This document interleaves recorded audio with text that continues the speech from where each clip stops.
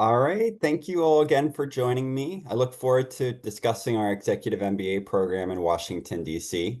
Just so you're aware, this information session will just focus on our DC location, but we'll also talk a little bit about the curriculum. We'll talk about scholarships and financial aid, faculty, our global immersion experience. So you'll be able to kind of gather a good understanding of what the program's all about and gather some information along the way. So if you do have any further questions, feel free to use the Q&A. If there's any questions that are more related to more personal circumstances, you're always welcome to send an email or give us a phone call and we can talk that out on a more one-on-one basis. So more general questions would be appreciated.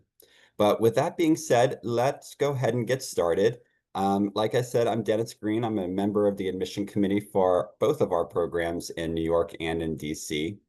And to start off, I want to touch on some of the program highlights. So when looking at DC, it's important to note our convenient format, our amazing curriculum, and then of course the close-knit community and cohort that you'll have. So in terms of the program in DC, we launched it in 2018. It's centrally located in Washington, DC, a few blocks from the White House in particular. We already had a NYU global site or academic center, so this was a perfect fit for our program since we saw a good amount of students in the DMV area interested in executive MBA. So we decided to start our EMBA program in DC as well. So the DC program offers a convenient once a month format. So this appeals to both local students and long distance students. They meet once a weekend, once per month. So a Friday, Saturday, and Sunday schedule. You'll see that the program has evolved since our launch based off of feedback from our students, staff, and faculty. And we've integrated a lot of unique and different courses into our curriculum along the way. We've increased our number of electives, specializations, and options over time. And we recently launched our second year immersion experience elective to provide our students with more of a global exposure as well. So as you can see, the program has really grown and really has enhanced since our start right before the pandemic. The program's unique and it allows you to be in that close-knit cohort experience on those class weekends. Our program in DC is a little smaller when compared to the one in New York. You're going to see about maybe 35 to 40 students in that cohort in DC, whereas in New York, it's a little bit bigger at around 60. But this really allows you to have that close-knit community, really build deep relationships with your peers, and still having access to the broader NYU Stern and executive networks in New York. In 2023, we celebrated our 5th year anniversary in the DC program. So we're going to continue to bring in these cohorts and really enhance the program as we go along the way. So we're very excited about our opportunities down in DC. So the program in a nutshell, this program in DC starts only in August. So we have August starting cohorts. It allows you to earn your degree in 2 years, just like the one in New York, just like a traditional MBA as well. It's a 3-day weekend per month program. So like I said, Friday, Saturday, and Sunday, with classes typically starting at around 9 o'clock, ending at 4:30. And then there's some built-in evening opportunities as well in terms of networking, panels, and whatnot that'll happen during the day as well as after classes as well. And then there's 3 required residencies that you see listed on the screen, which we'll go into a little bit more detail as we continue with the session. But the year 1 orientation is ultimately a time for you to gather with your cohort, get to know the program, as well as get to know your colleagues and students over in New York. So that orientation would be in the New York State area, typically upstate a couple hours away from New York. And then in the same first year, you do your required global immersion experience, which we'll talk a little bit more about. And then that second year, you also have a required residency that happens in DC right before the beginning of the second year as well.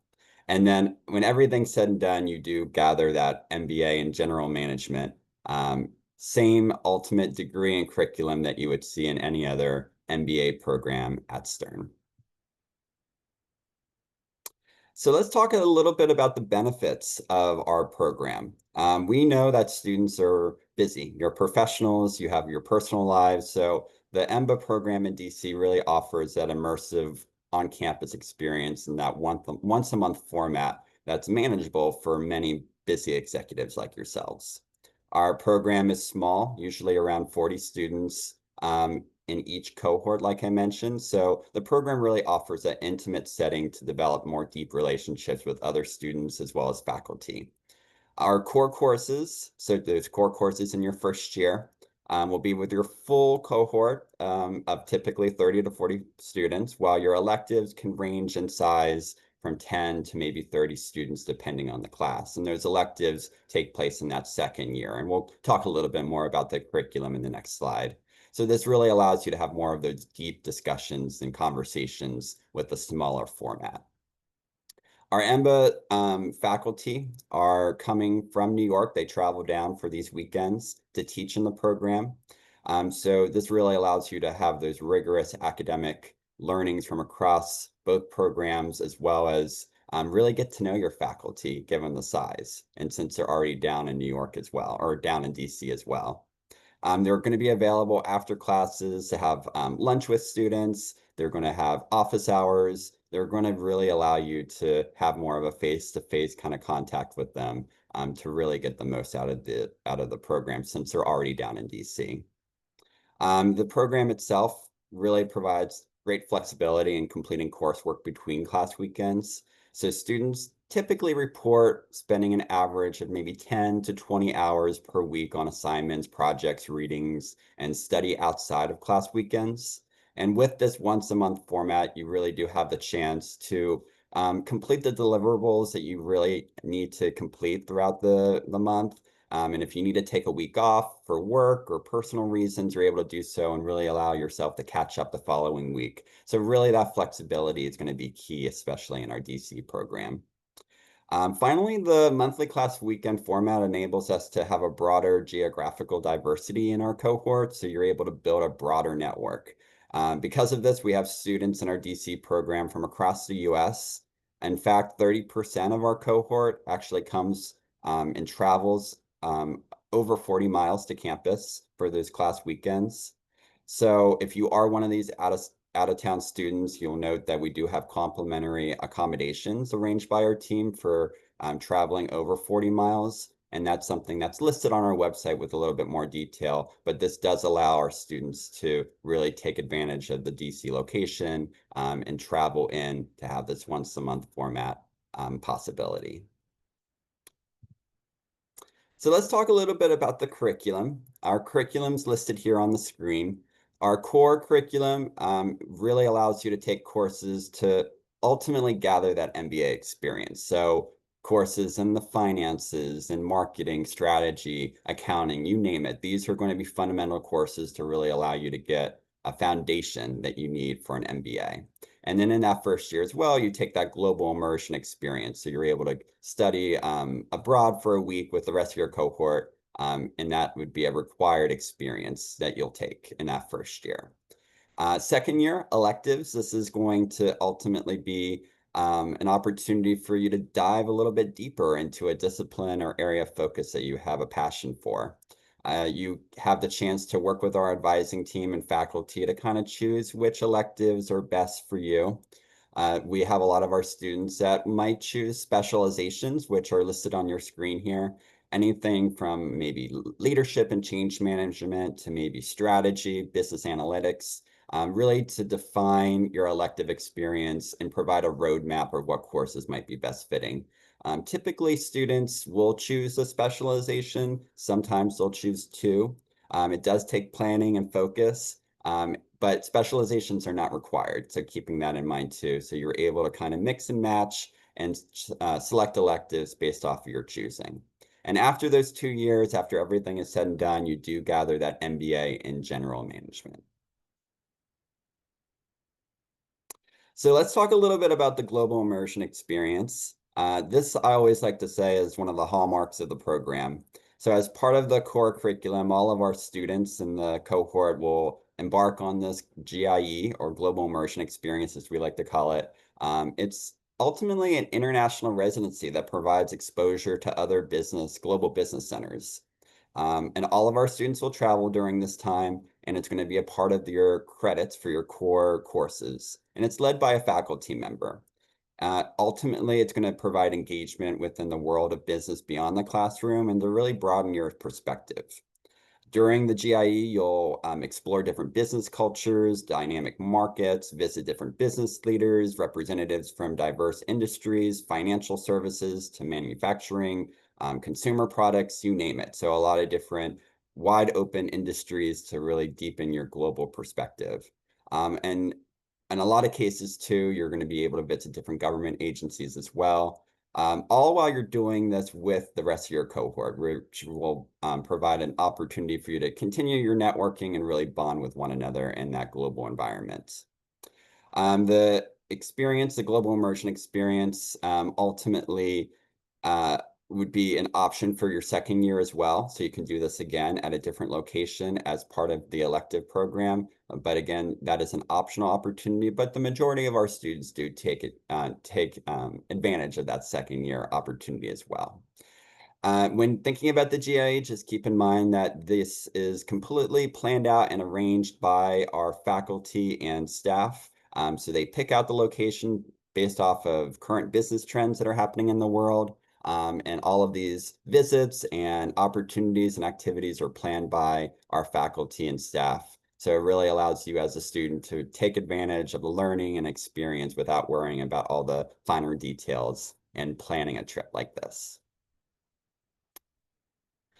Now let's talk a little bit about our domestic residencies. Like I talked about, our year 1 and year 2 domestic residencies will be happening more domestic wide. So it's going to be more intensive classes during the day and networking events at night. That year 1, like I said, more orientation focused, getting to know one another. You do start taking classes that week as well.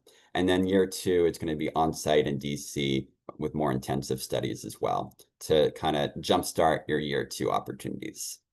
Um, During those times when you're in New York, you'll be able to really experience what it's like to be a New York student at our Washington Square campus. Allows you to expand your network. During that time too, you'll be able to interact with other MBA students outside of the EMBA program, as we have a lot of different networking and panels events that'll be happening at our New York location as well. So the domestic residencies and just weekends in New York really provide that opportunity for you as a DC student to take advantage of everything NYU has to offer as well. So faculty, I've kind of talked a little bit about faculty thus far, but since we are talking about the curriculum, I really want to note that faculty are ultimately the ones that bring the program alive. Stern ultimately has one of the largest and best faculties in the world. They're leading experts in the field, and they consult top companies, both internationally and domestic, and they've launched their own businesses. So they're really the front runners in a lot of different industries and really provide that experience and perspective in the classroom. They're going to teach skills that are really providing a broader perspective to the role of business and really emphasizing the practical impact and big picture surrounding and concepts as they teach. And as I mentioned, the faculty who teach in our DC program are drawn from the same faculty who teach for our full-time or part-time MBA programs here in New York. And they're going to be ultimately faculty that you will build lifelong relationships with and really create a network out of as well. Since you're in that smaller cohort, faculty really get to know you in a smaller setting. These faculty are selected and invited to teach into the Executive MBA program, which I think is another hallmark of the program. So you're getting the best of the best in your Executive MBA program. And just given the experiences that our faculty have and their initiative and focus on wanting to teach these students, you really gain a wide opening beneficial experience out of it. A full list of our students, our faculty, I mean, are on our website. So you're always to take a look at what they are specializing in and what they're ultimately providing to the classroom. So you're always welcome to take a look at that list on our website. So what does a typical class profile look like for our DC students? So typically a cohort's going to have around an average age of around 36, typically 12 years of work experience. Our minimum is 6 years, but typically we see around 12 years coming in. Internationally, so this can mean individuals that have either lived or worked abroad, typically 25%, and a lot of our students are coming in with advanced degrees. In terms of industries, you can see on your screen here that it's a wide spectrum of different robust industries that are going to be represented in your cohorts. As an admission committee, we really focus on providing a wide spectrum of industries. That way you're able to learn from each other and learn best practices along the way that you can bring into your own workforce at the same time while you're in the program. So as you would expect, our DC program is going to see a higher percentage of maybe government and military and nonprofit industries represented, but at the same time, you're still going to have a good representation of consulting, financial services, healthcare, consumer products, real estate, you name it. So you're able to really still get that wide perspective.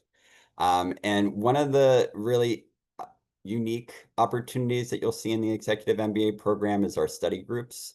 The study groups are basically smaller opportunities for you to get to know your cohort. We match you up with typically 3 to maybe 4 other students during your first year. And these are students that you would be doing group projects with. You would ultimately have an opportunity to connect with in terms of studying together, just having a smaller, close-knit community within your cohort to really build those bonds. And you get to know these study groups as you start orientation in that first year.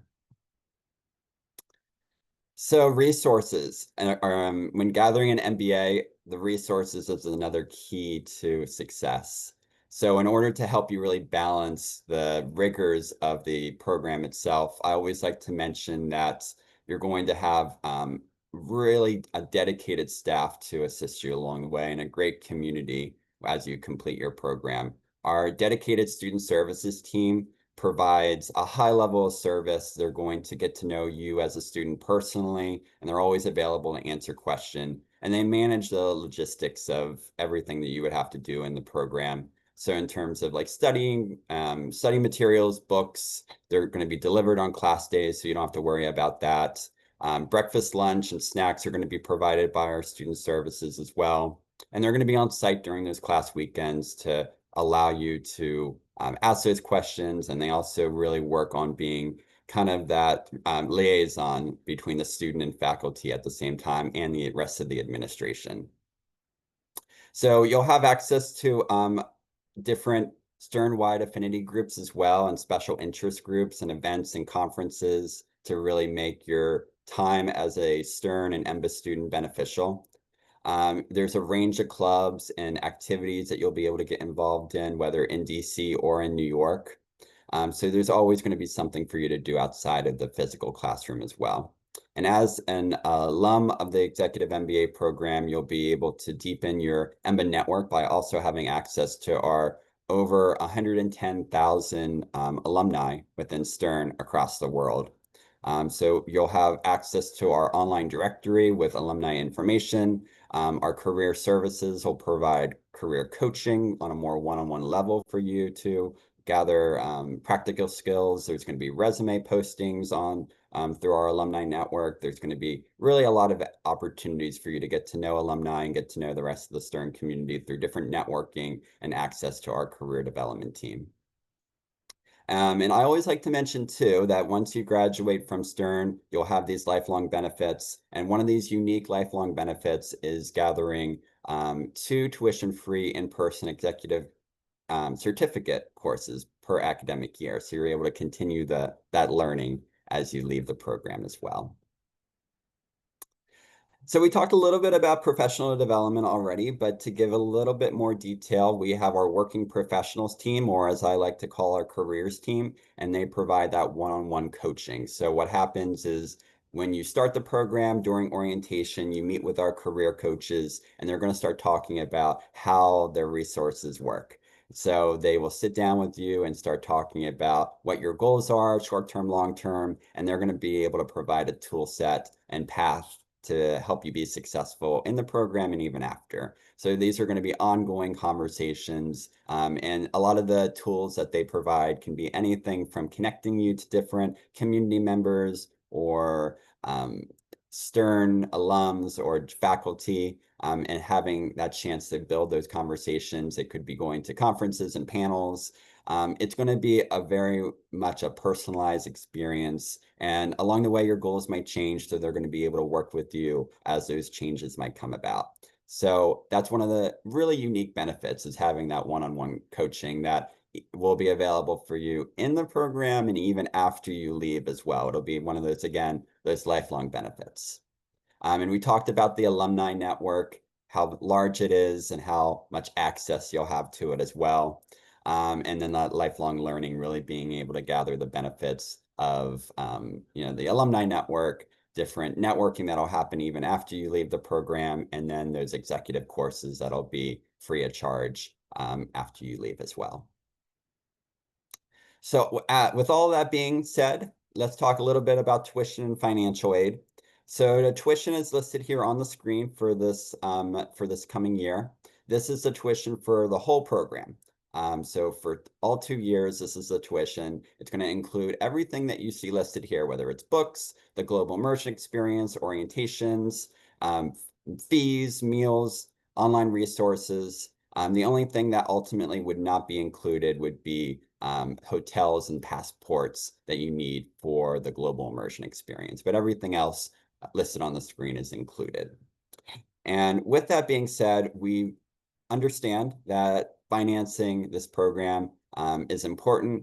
It can be an expensive program at that. So we do have some students that will receive corporate sponsorship through their employer, whether it's full or partial. So that can go into play, something to talk about with your employer. We also have a lot of students that might take out financial aid, and we have a dedicated financial aid team to assist you along the way with that. And they will talk you through loans. They'll talk you through completing the FAFSA. So we have students that'll take advantage of that.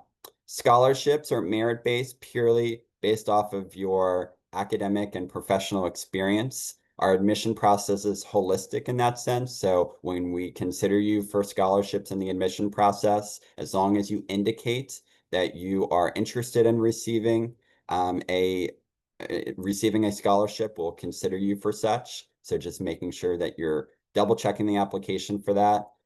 These scholarships tend to be partial, but not full scholarships. So it very much ranges based off of the experience and academic potential that you're bringing to the program. So scholarships are also a great way to fund the program. And at the end of the day, if admitted and you decide to enroll, our financial aid team will be here along the way. With that tuition, keeping in mind too, any remaining balance after financial aid, corporate sponsorships, and scholarships, those will all be listed out for you, and then you'll be able to have a payment plan. So we split up that remaining balance into typically 4 or 5 payments throughout your time in the program. So you're not going to be required to provide that lump sum at the end of the day. All right, so how do you apply? Our admission process is a straightforward one. So we ask that in order to start the process and raise your hand saying you're interested, you would complete a pre-assessment. And the pre-assessment basically confirms that you meet our prereqs, which is 6 years of experience and then having an undergraduate degree. You would upload your resume, the admission committee would review it. There's no application fee to do this. Typically, the pre-assessment takes maybe about 5 to 10 minutes at the most to complete. And then we would provide an answer for you. If you are asked to proceed with the admission process, you would get an email with instructions to do so. And this is called the formal application or the official application, as I like to call it. So in this is where we would gather all the other materials we need for the admission process. So there's essays, transcripts from any degree granting institution you attended, 2 letters of recommendation, typically one being from a current supervisor. It's always nice to have a second one from a former supervisor. Colleagues is also another good selection. And there's always circumstances that might not allow you to get those supervisor recommendations, and those are always circumstances that we can talk on more of a one-to-one basis. Outside of the transcripts, essays, and recommendations, you'll be required to sit in on an interview with a member of the admission committee. And this is a chance for us to get to know you as a person. So we'll talk about your interest in the program, your professional experience, and be able to answer some questions on a more one-on-one basis as well. And then the other requirements that you see listed on the screen, the sponsorship form and the test scores, are going to be optional. The sponsorship form is a chance for you to start having a conversation with your employer in terms of the time commitment for the program and any sort of sponsorship financially that they might be able to provide. So this is just a formal kind of agreement that you can have with your employer that you can provide in the admission process. But again, this is not optional. Test scores are also not optional. We very much at Stern and in the EMBA program take into account your experience and your academic transcripts in light of those test scores. However, if you do take the test, especially for maybe another program outside of Stern, or if you feel like this test would be helpful in your application, I always suggest to provide those scores. We'll take it into account, but again, not required. It is completely optional. And then finally, our application fee. Since you are joining us today for this info session, we'll go ahead and waive that fee if you decide to apply, so you wouldn't have to worry about paying for the application at this point. So our deadlines coming up for DC, we have a March 1st and a May 15th deadline. March 1st is our first deadline. This is always the deadline I would suggest to really aim for. At this point, if the earlier you apply, the better, especially in terms of scholarship consideration. I always suggest gathering all your materials and really completing your application once we get into the new year in order to have the best consideration and reach that March 1st deadline. May 15th is our final deadline. So ultimately, we hope that by May 15th, we'll have a class. But if at that point we still have room and availability, we'll continue to review candidates after May 15th. That's what ultimately will make us rolling admissions. We continue reviewing after the final deadline. However, once we reach capacity for our class after May 15th, it's going to be really based off of a space availability. So after May 15th, if you do apply and complete your application and there's not room in the program, we might ask to see if you're interested in the next term, or we might not be able to allow you to join the program at that point. But again, if there ever is a point in the admission process where you're not sure on what deadline might be best or where you are in the process, we can always talk that out a little bit more in detail on a one-to-one basis. All right, and after today, I would highly suggest completing that pre-assessment. It's on our website, 5 to 10 minutes at the most.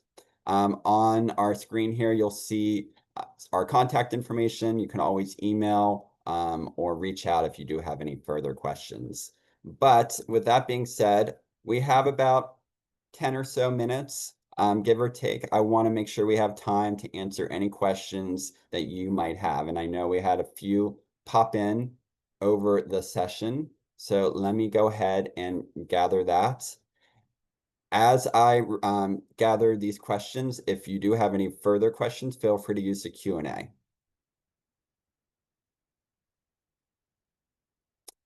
All right, so one question that we've received is how the DC class profile differs from the New York.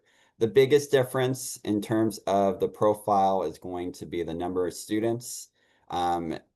New York typically is going to be a little bit bigger, around 60 or so students in those cohorts, whereas in our DC program, you're looking at around 35 to 40, so smaller. Another big difference is going to be the industries represented. You're going to see a little bit more of a government, nonprofit, consulting in particular. But again, as we discussed, we really, as an admission committee, really focus on having all industries represented as best as possible. But at the end of the day, just given the DMV area, you might see a little bit more of a government and nonprofit focus.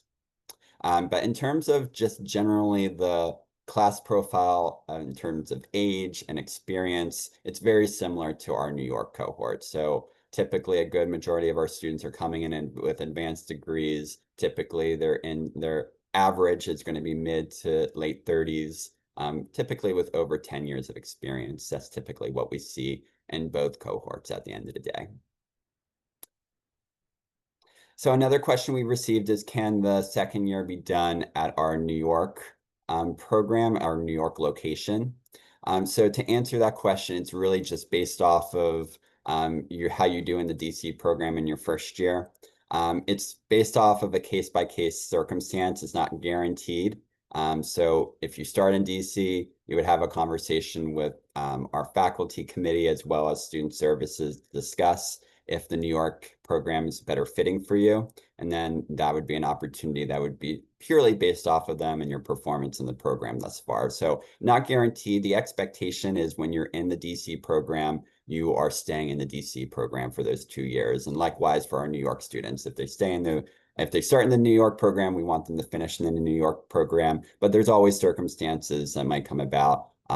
So we can always have that discussion at that point. So again, that flexibility comes in mind. So make sure that if that is of interest to you, you just start having that conversation with faculty and staff as you start the program. Another question was in terms of clubs and how they ultimately work. So the clubs and affinity groups that we have within Stern and the EMBA program, when you start your orientation that first year and that first week, you'll learn a little bit more about all the clubs and organizations that are available to you as a student. You're always welcome to get involved in those. We'll have a full list once you get started as a student of all the clubs. And even on our website now, you can take a look and see what's available. A lot of these clubs and organizations might be hosted and started through our full-time and part-time MBA program, but you have the flexibility to, join those programs if that's of interest to you as well. Some of these programs might be New York based, so that's another consideration to take into account. Some of them might be virtual, so you can still have that communication and get involved in that way. But there's still going to be the flexibility to join our more EMBA DC focused groups that are created and started by our EMBA students and hosted and supported by our student services staff. So you'll have a lot of resources and you'll be able to take a look and see at what's available. Another question was in regards to faculty, how they differ from DC faculty in New York. So our New York and DC faculty ultimately are the same quality, same ultimate goal and initiative that you would see. These faculty members are very much teaching in New York and they travel down to DC to teach these class weekends. So in a lot of cases, these are faculty that have been at Stern for a number of years. They've been in their profession, in their industry. They're leaders in their industry. So you're able to get that rigorous teaching and experience. So at the end of the day, there isn't really a difference between the New York and DC faculty. They are handpicked to teach in DC based off of their opportunities and experiences that they provide.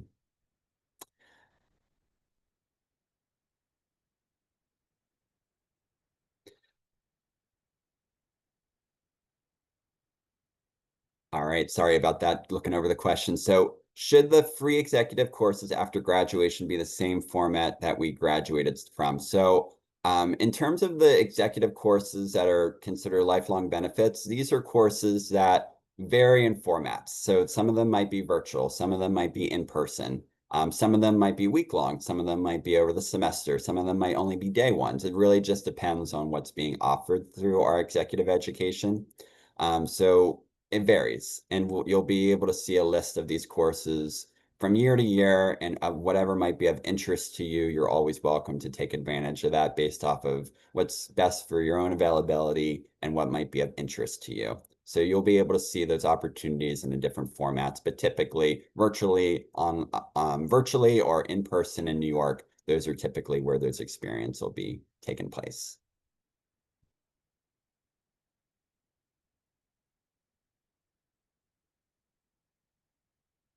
All right, so we had a question in terms of standardized tests.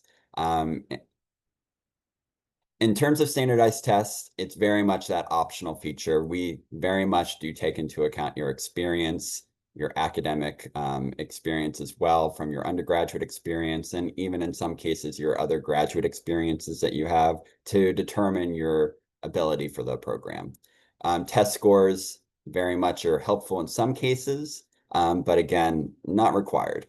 There's a lot of instances where students will provide these scores, especially if they're applying to other programs outside of NYU, and they provide these scores to us as well as like an added bonus or added feature for their application. In some cases, students might take these tests and they decide it just doesn't represent them as a student and their potential, and they won't provide it to us, and that's perfectly fine as well. At the end of the day, take those tests with a grain of salt. We really do take into account that professional experience and your academic rigor when everything is said and done. All right, I'm going to go ahead and take a couple more questions before we end for the day.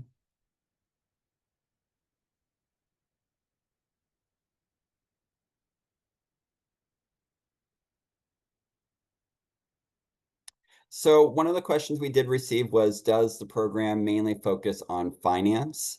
So no, ultimately, Stern has a successful history in the finance sector, finance courses and faculty and opportunities within the finance industry. We are going to, in our DC program, have the opportunity for you to continue taking those finance courses, but our EMBA program very much focuses on really allowing you to hear different perspectives from any and all industries that are being represented. So you might be in a finance course, but you might be hearing from individuals that are in the nonprofit world and hearing best practices that they might use in terms of finances and accounting within their own sector. So that's the main focus of this EMBA program. It's really getting to get a foundation for an MBA degree, learning best practices in a more professional kind of working professional perspective. A lot of our classes are going to be those discussion-based format where you get to hear from one another and hear from faculty, a lot of case studies as well. So it's going to be a good mix to really gain the most out of the program.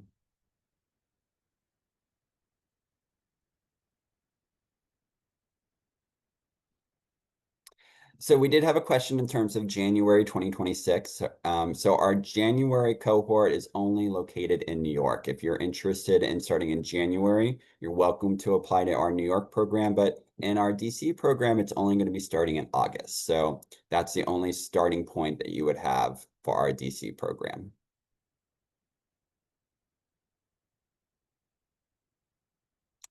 All right, and then the final question is in terms of next steps. So after your application is complete, you completed that formal application, everything is provided, you get an email from us that says your application is complete. At that point, that's when it goes in front of the admission committee. So the admission committee will go ahead and review everything that you're providing. It's a holistic review. Typically, that review takes anywhere from 2 to 4 weeks at the most, depending on the time of year. And then we will be able to provide you a decision.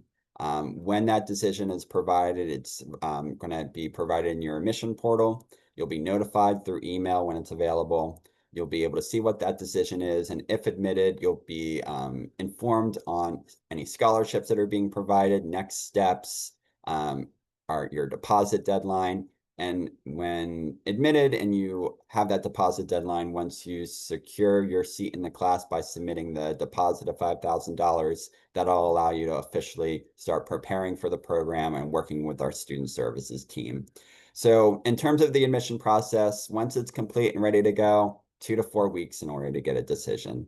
And from there, we would be able to work with you on any questions you have on scholarships, financial aid, and ultimately enrolling in the program.